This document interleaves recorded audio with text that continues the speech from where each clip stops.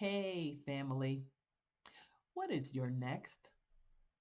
Do you know what God has called you to do? My name is Patsy White, and I am back with another 3-minute ministry to motivate your month. When this pandemic is over, what are we going to do? Over the last few days, I've been talking about hidden histories and taking inventory of our past to get the effects out of our future. We can't live an amazing future if we think we're going to be bringing our past into it. And God does not want us encumbered by that. So I want to give us 3 questions to ask in terms of you can ask these of yourself when you think about your past. The first question is, what details about my past would make God not want to use me? That's the first question. The second question is, what do I need to clean up in my life to be ready for God? And the third question is, what is my biggest obstacle to becoming meat for the master's use? Now, as you think about those questions, I'm going to give you the scriptural responses to them. The first question is about, my past. And Psalm 103:12 says, as far as the east is from the west, he's removed our transgressions. That was Old Testament. Do you know that in the New Testament we have an even better agreement than that? Not only are our transgressions removed, but we are made righteous and justified. That is just as if I'd never sinned.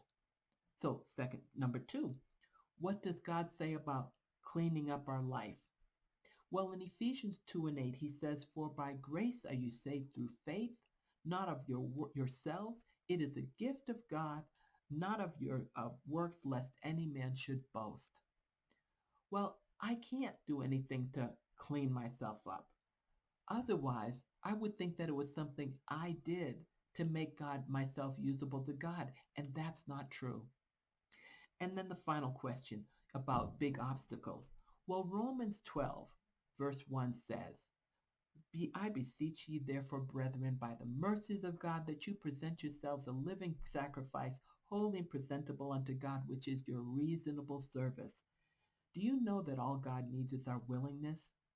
We can't be perfect, and we would fail at perfection in the face of God. But what we do know is that all we have to do is crawl back on that altar every time we want to crawl off. And that's the willingness God needs. So I just want to encourage you. One, there's nothing about your past that God can't use. Two, there's nothing you have to clean up about yourself. God wants you just the way you are. And three, there is no obstacle bigger than what God's power can do in your life. So I want to encourage you to just surrender yourselves and let God use you and show you what he's got for you, and you will totally be blessed. I thank you for listening. God bless you, and I will see you tomorrow.